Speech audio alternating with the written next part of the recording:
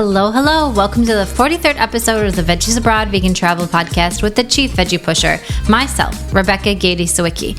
Some of you may already be familiar with Veggies Abroad, but for those of you who aren't, we're a full-service vegan travel company that offers custom planning services, small group trips, a helpful blog chock full of just about everything a vegan or veg-curious traveler could possibly need, and this podcast. With this podcast, I aim to amplify the voices of businesses championing vegan and vegan-friendly options, responsible tourism practices, the environment, and community impact. Things we need more of and must actively support. And today, we're turning our attention to something we don't talk about enough in travel, gender inequality. Did you know that women make up more than half of the global tourism workforce, yet very few hold leadership roles? In fact, only about 7% of CEOs in the leisure travel industry are women, and the roles women do hold are often part-time, lower paid, and lack job security. Behind the smiling faces you might see in hotels or at travel desks is an industry that's still deeply unequal. That's why I'm really excited for today's conversation with Tara McCallum from Intrepid Travel, a company that's not only aware of these challenges, but actively working to fix them. From increasing the number of female tour leaders in regions where that's nearly unheard of, to examining their own internal structures for bias, Intrepid is setting a powerful example of what change can look like in travel. In this episode, we're going to dive into why gender inequality in tourism matters, the barriers women face in this industry, including stories of women who are pushing back against cultural norms to pave their own paths, what Intrepid is doing to create meaningful opportunities, and how you, as a traveler, can be part of the solution. This is just the beginning of the conversation. There's so much more to unpack that we couldn't fully explore in just one episode. In the future, I hope to bring you more stories of women who are redefining their roles in the travel industry and challenging outdated expectations. So let's dive into the conversation. Hi, Tara. Thank you so much for joining me today. I am really looking forward to this conversation. I'm so happy to be here. So I think this will be an interesting conversation for most listeners, as I would venture a guess that most already know, maybe from their own personal travels, that there are a lot of women within the tourism industry. But their impacts within the industry and how they're represented is maybe where people aren't as familiar. So I want to share kind of a few key stats that kind of can help guide our conversation, but will be of interest to those who are listening. So women make up approximately 50% of the global tourism workforce, but are disproportionately represented in lower paid, part-time, or informal roles, contributing to job insecurity, financial instability, and a persistent wage gap. According to the World Travel and Tourism Council, in 2023, women held just 7% of CEO or board chair roles in the leisure travel sector. Yet, when we look at the investment side, women on average invest up to 80% of their income back into their families and communities. On the consumer side of things, it gets even more interesting. Women make 80% of the travel decisions, which, as someone who works in the industry, I'm not surprised by that, and represent 64% of all global travelers. Another not crazy surprise. So, but there's clearly, looking at these two as far as the representation, who's making the decisions, who's making these investments, there is a disconnect between women's presence in the workforce and their presence in leadership.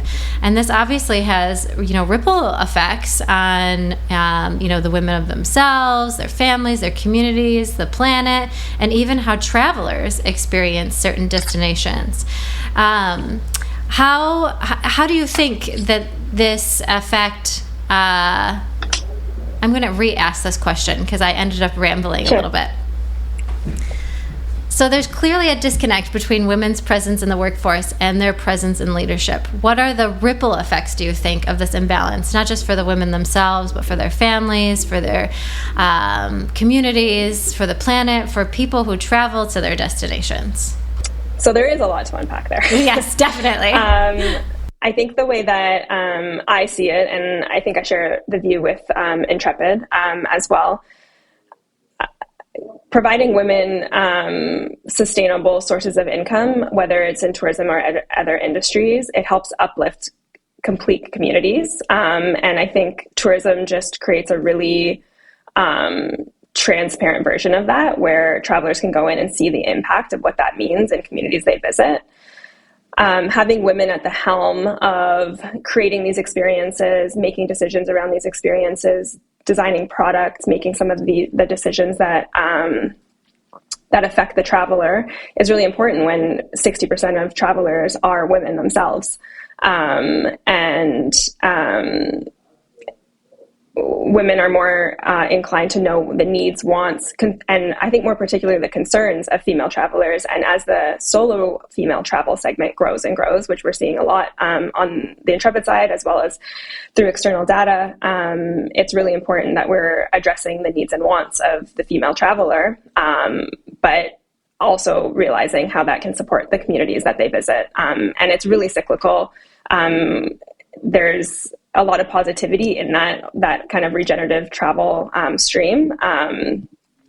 But there's definitely, we're not there yet. There's a lot of work Intrepid still needs to do. There's a ton of work that the industry needs to do itself. But there can be such positive outcomes if we improve this area, and we are seeing improvements. We're not where we were 10 years ago. There's still a ton of work to be done, but it is an area that is definitely improving, and Intrepid's kind of at the helm of that in the tourism industry, and it's been a really important part of our mandate for many years. Yeah, that's amazing. An interesting story I was reading, it was connected to the environment and how women sometimes aren't part of the conversations, but have a more, guess what the word I'm looking for, are more attuned to maybe what's going on, whether it's the environment that their community lives in or the actual environment, grasses, animals, and all of that, is that there is a group of indigenous women in Peru, and they weren't involved with a farming program because of a language barrier, and it really wasn't thought of until after the fact. But these women are very, very aware of what's going on in that environment. They're very aware of how the alpacas respond to that environment, and they've become kind of the caretakers of this land. And so that really kind of made me think about, like, from a travel aspect, there is a level of care that isn't happening, but also then that means that investment back into that environment isn't happening. And, those things that we really need, we need the environment, whether we take care of it as it is or not is a different story, isn't happening. And that's, really, really disappointing. And, I start to think about other activities, on trips and things. And could it have been different if, women had been at the table for, that conversation with creating that experience, or just taking care of the natural place that it took place in? Yeah, and I think there's a lot of data that points to when women are in charge of making decisions and are leading companies, they tend to look more at longevity and sustainability in general. It's just kind of how we're more generally wired. So having those voices at the table is integral, really, to the future of tourism and the future of the planet. Yeah, absolutely. Definitely well said. There are reasons, of course, that women maybe aren't at the table. There is some interesting data before and after COVID. COVID really kind of changed the playing field for a lot of women because we're generally caretakers. We had to be home. Women who are in lower paying jobs lost jobs that were in the tourism sector, and then that, of course, had a ripple effect. But there are other, structural, cultural barriers that prevent women from advancing into leadership roles. What do you think about some of those are? Yeah, I think we've seen a lot of them through the years at Intrepid, and have done a lot to address some of those barriers as well, which we can get into a bit later. But I think the big ones are lack of mentorship. If you're not seeing women in your community doing it, it's hard to imagine yourself doing it, which I think, is one of the biggest ones at home and around the world. And then there's that long-standing culture of informal networking, which, men have been doing for centuries. Yes. And women are just catching up and trying to get into those spaces and find those spaces where they can empower each other, exchange ideas, and build a network that can help you eventually build a business or build an audience. And then in some parts of the world, women leading tours or running businesses is just not the cultural norm. Sometimes those barriers can be embedded in the societies of some of these places. And we saw that in Morocco, where my colleague Zina, who is our managing director for the EMEA region, realized that in her home country of Morocco, no women were allowed to guide. And she didn't understand why, but they weren't allowed to get those permits. And when she asked why, the answer was it's not their place. Oh, wow. But if you know Zina, she doesn't take no for an answer. So she relentlessly lobbied the local government, and she did win and was able to get women included in that licensing program. So she's grown that team of women leaders, tour leaders in our Morocco office tenfold. It's still a work in progress. I know they get really excited even on Instagram if they see a female tour guide. They message them and try to get them on the team as well. Still hard to find those women that are kind of willing to kind of break the norm, but it is becoming more normalized, and now there is role models. So there'll be a whole new generation of women who see that as a possibility for their future, whereas previously it just didn't seem possible. Yeah, absolutely. Wow. It's hard to fathom having your government tell you, no, you just cannot do this job. This job is off limits for you. Go ahead. I was going to say the impact on the community too. I know we were kind of talking about kind of the cyclical and the ripple effects of having women in the tourism industry in these larger roles. Out of that situation in Morocco, our women's expeditions were born. And those are trips for women, led by women, in places where mixed gender travel isn't the norm. Mm-hmm. So we have trips in Morocco, India, Pakistan, Saudi Arabia, and Nepal, where we have women guiding the trips. And it's a really unique experience because local women are also more open to opening up and telling more about their personal experience when there's only other women in the room, particularly in cultures where men and women are a bit more separate. So it does give women as tourists a much more intimate look into the lives of local women. And it's I think a really interesting and touching way to travel, to really get embedded in the lives of other women, the amount that we can relate, being from different parts of the world. There's just so much there's so much to talk about. There's so many ideas to exchange, and it opens up a whole new world when there's a really safe space for women to meet, communicate, and take ideas from each other. Yeah, absolutely. You don't have the same fear of judgment as you may have, or some might have, when it's a mixed audience listening to what you have to say or how you're feeling about something. So that is definitely, it's different for the people working in that space and the people visiting that space, definitely. Mm-hmm. There, also, in addition to, government barriers, familiar barriers, family barriers are also something that has been interesting for me to, learn about. I was reading about some guides in some rangers specifically in Kenya. There are different, there is actually one group of rangers specifically, some may have heard of them, the Black Mambas, that's a group of female park rangers that go very much against the norm, because typically that job, I saw a stat, and I have since lost it. I want to say maybe 7%, and that might be generous, of all park rangers rangers throughout Africa are women. So it's very much a male-dominated role, but these women are, really changing the outlook for other women to do this job that is predominantly done by men. They're challenging things in their homes. One story I was listening to of one of the women, she did say, it's a bit heartbreaking that going home sometimes acceptance is different, that they're viewed differently because they're working, that they're away from their families. And I think for some of us, especially in the Western world, that can be a really challenging thing to understand. Definitely.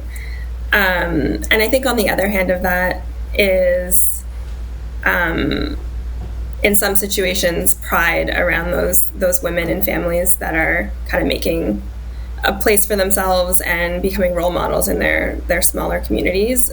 I've seen a lot of women rally around other women. And I think once one or two can kind of prove that it works and that it's fulfilling and there's another way, I think it really leads to transformative change for entire communities over time. I have a similar story kind of to what you were speaking about with the Black Mambas. And it's a story of Sumitra Acharya. She is one of our female guides in Nepal. 5 years ago, she was told women didn't belong in Nepal's trekking industry. She was too small, too pretty. She was actually called too pretty. Oh my gosh. And better off married. But she signed up anyways. She started as a porter with Intrepid, hauling 15 kilos up Himalayan ridgelines. Male guides were just staring in awe, really. It's definitely a tough job. And I don't think the expectation was that women could even do it. But she hiked it anyway. And today she's a full-on guide. She's a mentor to many other female guides getting into the industry. And she's now one of 37 female porters and leaders at Intrepid in that region, because she had the guts to kind of build that path, and people saw that it was a possibility. And again, it kind of has transformed what women see as possibilities for their future in her community. Wow, that's really fantastic. Good for her. I can't imagine that job. No one's telling me I can't do it, but I still can't imagine doing that day in and day out. That is really, really fantastic that she's been able. That was 5 years ago? I think that was 10 years ago. 10 years ago. Oh my gosh. Wow. Yeah, that's amazing. At that point, do you happen to know, was Nepal... Sorry, that was 5 years ago. 5 years ago. Okay. Was 5 years ago, was it a government issue, or was it more of like your family and culture that blocked them from doing it? It was culture. Just not seeing the possibility. There was no rigid restrictions, but it just wasn't something that women signed up for. And she kind of just signed up and said, I'm going to give it a go. Yeah. Wow. Good for her. Yeah, that's really fantastic. It's really interesting to hear some of those stories of, women persevering through those situations, because I can only imagine how challenging it would be to keep yourself in an industry that isn't super welcoming to you. Like, work can be hard enough on its own, but then when you add in those barriers, wow. Yeah. And there's so many stories like that at Intrepid, and it's something that keeps me inspired and coming back to work every day. I was in Sri Lanka earlier this year with Intrepid, and a similar story with one of our first female cycling guides in Sri Lanka, and she kind of broke that glass ceiling and has created a path for women guides in Sri Lanka as well. So these kinds of stories are kind of budding up all over the world. And it's really nice to see Intrepid really supporting these women and getting involved and being proactive and trying to break down as many barriers as possible to make it more possible for more women to have these really lucrative, life-changing jobs in tourism. Yeah, absolutely. And we already talked about how that can pave a role for other, younger generation, other women to see the possibility for what their future could hold. But there's also, the effect of long-term financial independence for a lot of these women, and that this can really change how that has impacts on their communities, and just themselves in general. Have you encountered some of that with some of the women that are part of either the guides or porters that Intrepid supports? Absolutely. I'll go back to Sri Lanka just because it's top of mind, because it's a more recent trip. But one of the local cooking classes that we went to was in a small area outside of Kandy.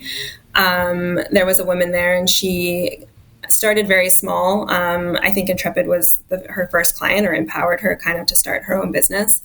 And on property that has kind of been passed on through a few generations.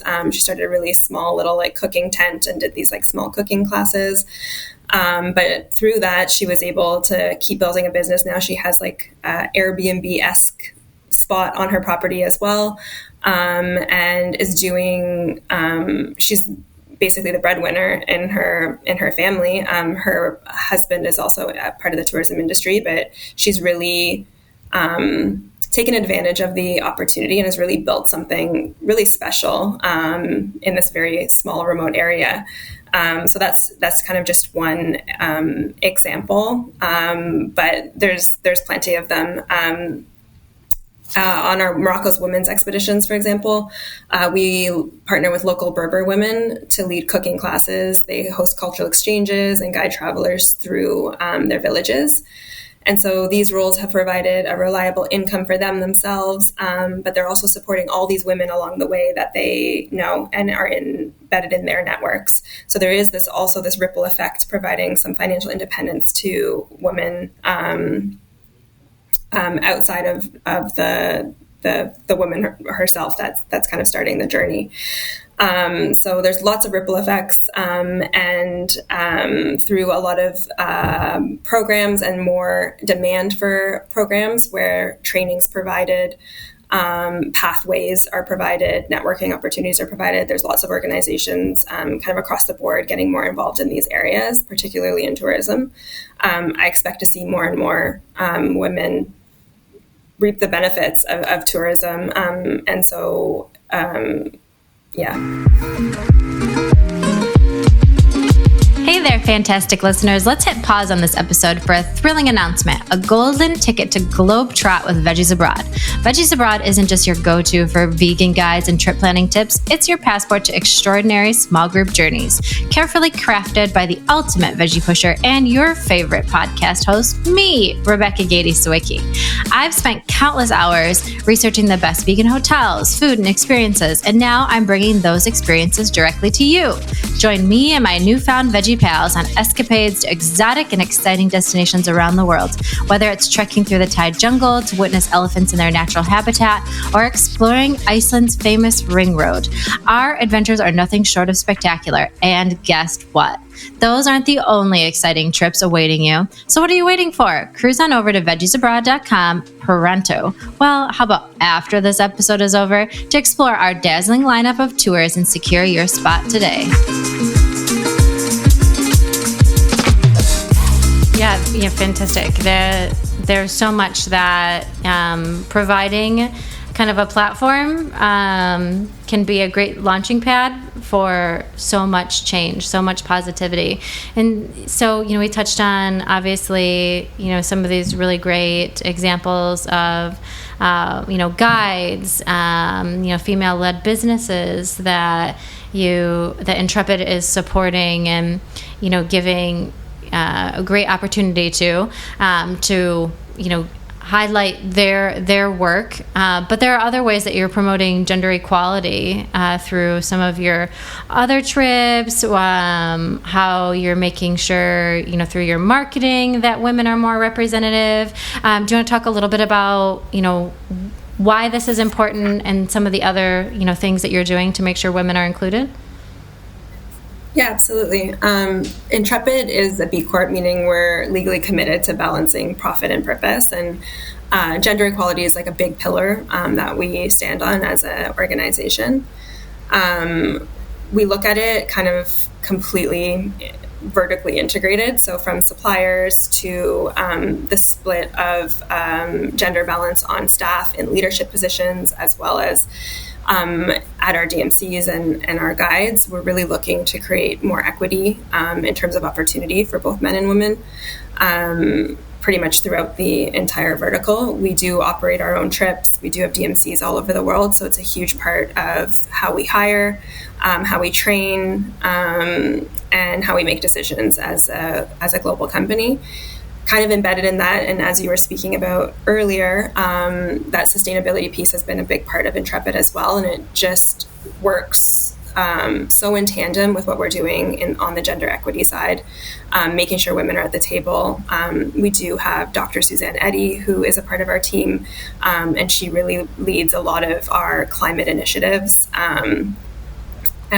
Also a woman, also at the table making decisions and influencing the direction of the business.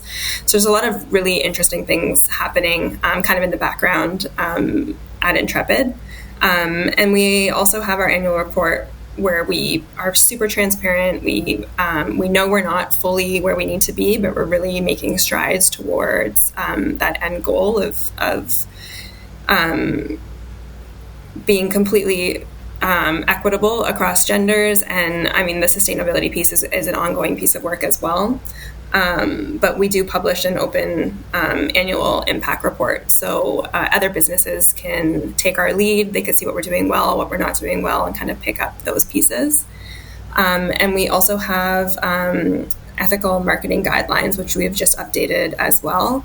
And that really guides the way that we work with content creators, the way that we spend some of our marketing funds, who's represented in that marketing, to make sure that we are representing our travelers as well as our suppliers, and giving equal opportunity kind of across the board when it comes to the business. Yeah, fantastic. And I think as well with some of your trips, some of your marketing too, you're focusing a little bit more on solo female travelers. Solo female travelers are not a new thing.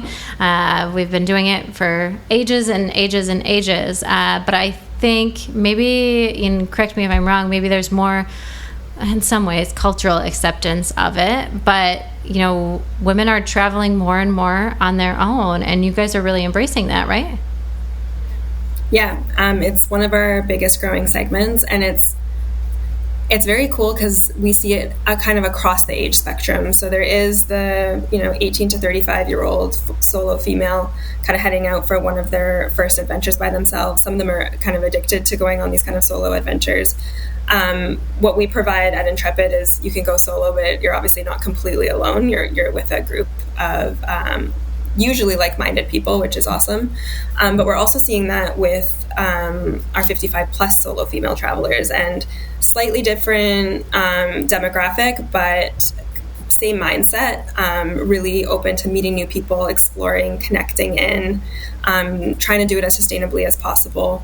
So you can, unless you book one of our 18 to 35s, which is a bit more of a niche product, on a lot of our trips, you'll end up on a trip with people from all ages. I took a trip in New Zealand last year or the year before, and there was two 70-year-old best friends on my trip, and they were by far my favorite people on the trip. So much fun, so much energy, and it was a hiking, biking, and trekking trip, so it was pretty intense, and they were leading the pack. So it's really interesting. I really love that women are embracing not waiting around, not waiting for their partner, not waiting for friends, because it gets trickier and trickier as life's priorities bubble up, and just going and figuring it out. And it's great that there are organizations like Intrepid and some of our competitors that offer these small groups, intimate experiences, but you still kind of have that independence of kind of going it alone. Yeah, absolutely. And I really like that there's more embracing of,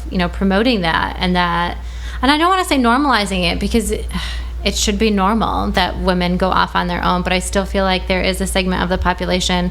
I was talking to my neighbor yesterday, and she was telling me that she was considering traveling alone, and that her family had like a bit of a oh God, you're not going to do that. How's that going to be? Are you going to be safe? And of course, like I had a conversation with her and I'm like, you're not the first one to do this and you won't be the last one to do this. And if you are a man, this would be a completely different conversation. And so it is really great to see, more marketing aimed at that and, providing those opportunities and encouraging it as well. Yeah.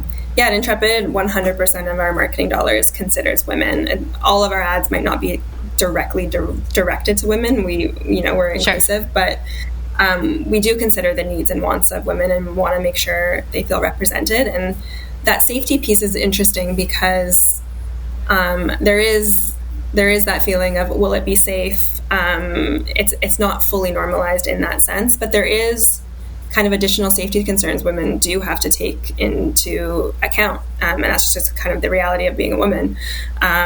So traveling in a group does provide an extra layer of that safety, particularly if you're going somewhere that's a little bit more remote or harder to arrange transportation, that kind of thing. It kind of just puts the traveler at ease and likely the traveler's friends and family as well. Just knowing that there is that support system on the ground to help them out along the way. But I do agree with you. I think it is becoming more and more normal, and it should be normal.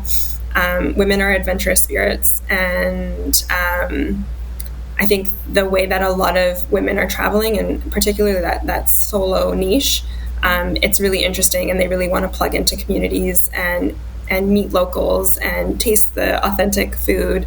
And they're steering away from those destinations that are experiencing over-tourism, and really going to interesting places and coming back with very interesting stories. So I think the world will be better for it. Yeah, absolutely. I love that they're not waiting around. Don't wait around. If you're listening and you're waiting, don't wait anymore. Go book that trip. Yeah, yes, absolutely. Yeah. I'd love to chat a little more about some of your women-only expeditions and how... So in them, it's not just that your tour leader is a woman, or that maybe your guide to a certain activity is a woman. Some of them, like your trip to Turkey, features a woman who does a neat artistic. I don't know that that's the correct term. Artistic installation, or runs an art business. There are, women who, you mentioned the cooking class in Morocco. I'm just curious how in the world, in some of these places where, women aren't, maybe raising their hand as often as in other parts of the world, how are you finding them? At Intrepid, we do have local offices in a lot of the places that we travel to. So we have feet on the ground everywhere, and it's really through the networks. We have such wide-reaching networks across the world, and some of it happens through a friend of a friend, or a conversation with someone on a trip, or that kind of thing. I'm pretty sure the story of the woman that I was mentioning in Sri Lanka, her husband was a driver in the safari and had met one of the Intrepid guides that way, and then was slowly introduced to her, and then she created this whole business out of that. So a lot of word of mouth, a lot of what Intrepid does is already engraving itself into communities and being part of the community. We don't just want to visit somewhere, we want to be part of where we're going, and support places that we travel to. So I think a lot of those relationships happen very authentically. And I think in addition to that, there is intention with how we are going into communities as well. We are seeking it out, and looking for ways to break down barriers, and looking for ways to connect in with women in these communities. Like, as I mentioned, Zina lobbying the government, and using her network.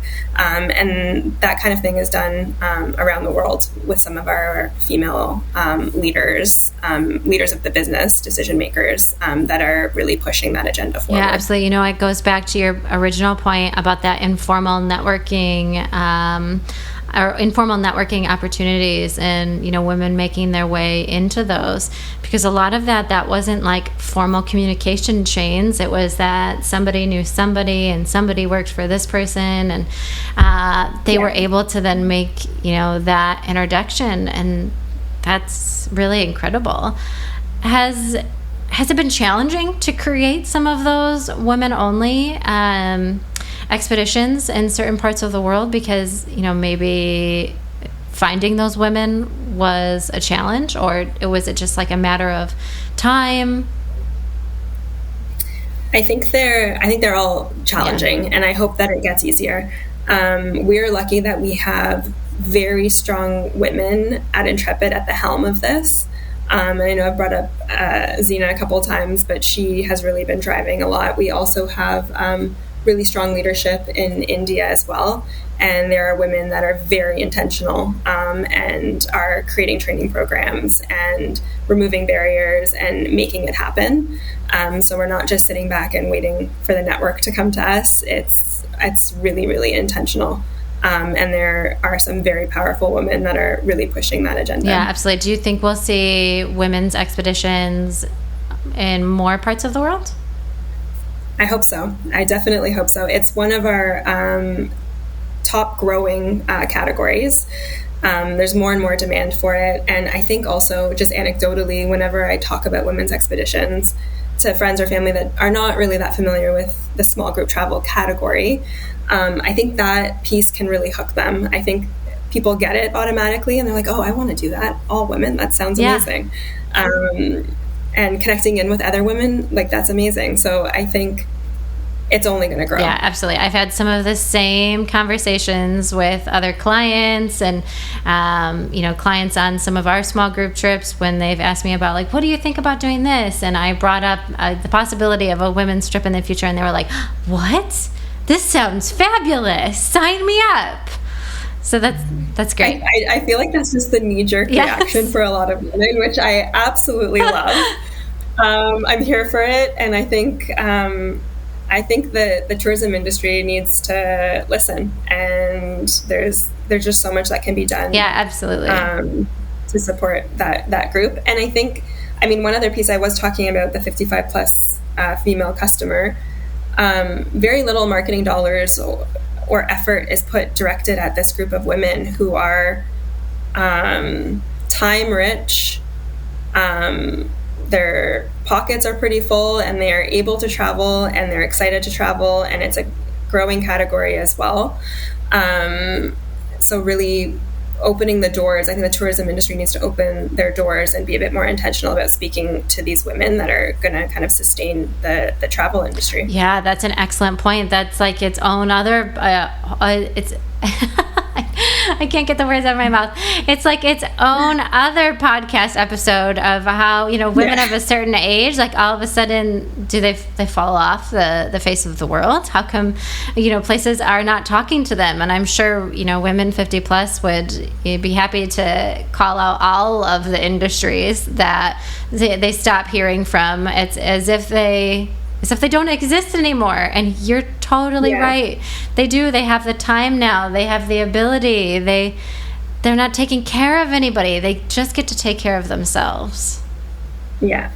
Yeah, I think I read a stat not so long ago that 2% of advertising dollars is directed at females 55 plus, which just seems wild. And I think not only tourism, I think a lot of different industries can do a lot better. And there's a ton to unpack there too. You're right. It should be its own podcast episode, but at Intrepid, it is something that we're really looking to address. We did a survey not too long ago with Journey Women, who's a really cool network of women, 55 plus travelers, many of them solo travelers.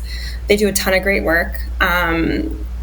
And we did a survey and a lot of interviews with CEOs to really get to the bottom of what that traveler is looking for, who they are, what they think's missing. And I think they do. I think the biggest finding is they feel unheard, and like no one's listening or catering to them. So I think that's just a huge gap in the market that we should all be running to fill, because it's an amazing group, and the way they travel is the way we want tourism to develop in the future. Yeah, absolutely. And I mean, then that further impacts what products are developed as well, too. If, products are aimed at just hitting, highlight places, or just aimed at hitting, certain parts of a culture, and amplifying certain stories, then you're not necessarily getting the entire perspective. You're getting, I guess, a cookie cutter story for this place, and that's not really the place, and it's unfortunate. Yeah. Are there things that kind of give you hope that the industry as a whole is moving towards greater gender equity? Yeah, I think there's a lot. There's a lot that Intrepid's doing. There's a lot that I've seen the industry doing and moving towards. I guess the good thing is the demand is there. It makes sense for business. It makes sense for the climate, and it makes sense for the traveler. So I think everything should be moving in the right direction. I think it would be silly for the tourism industry to ignore women at this point. They're kind of dominating the market, and I think the travel companies that will really succeed in the future are really going to spend time understanding this consumer, what they need, what they want, what their concerns are, and understanding how to address those concerns, I think, through the whole integration of the product. And that, again, goes to some of what we were talking about earlier around, female suppliers, female guides, making sure the product is really designed and catered not only for the woman traveler, but to support women on the ground as well. Yeah, absolutely. And it just, it goes back to creating that that cycle of support within these places, that it's good for the people that are visiting, it's good for the people creating these products, it's good all the way around, and it just keeps, cycling through and through. And it's something we can't forget that, tourism has to be beneficial on both sides. So, yeah. With that, it just kind of goes hand in hand, I think. Absolutely. Do you have tips for travelers to support women in the communities that they're visiting when they're booking their next trip? There's a lot you can do as a traveler to consider women and supporting women when booking a trip. Not to shamelessly plug Intrepid again, but all of our trips are mapped back to a community organization that we support through the Intrepid Foundation. So I think looking for travel organizations that have that support for the community embedded in the product and the way that the business runs is very important.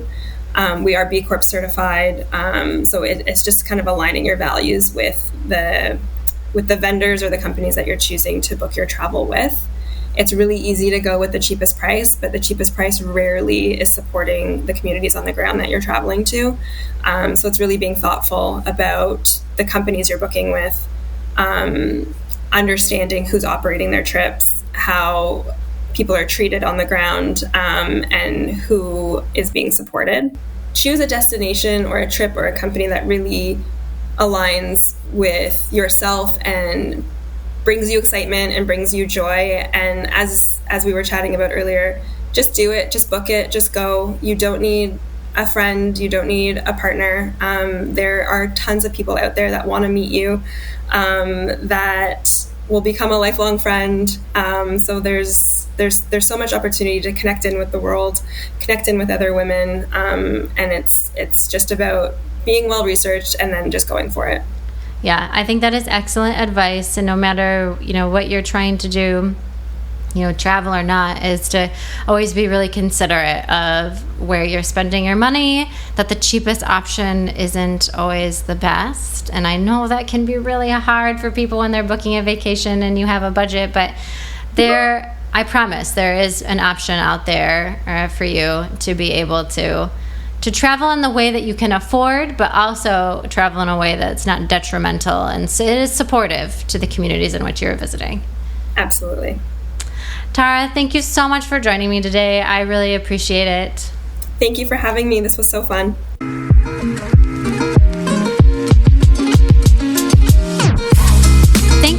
much for tuning in. I hope you enjoyed this episode as much as I did. If you did, please consider subscribing and leaving a review.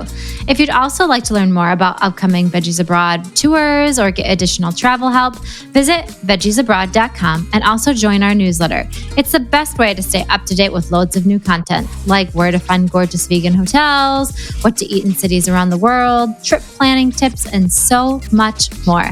Well, that's all I've got for now. Until next time.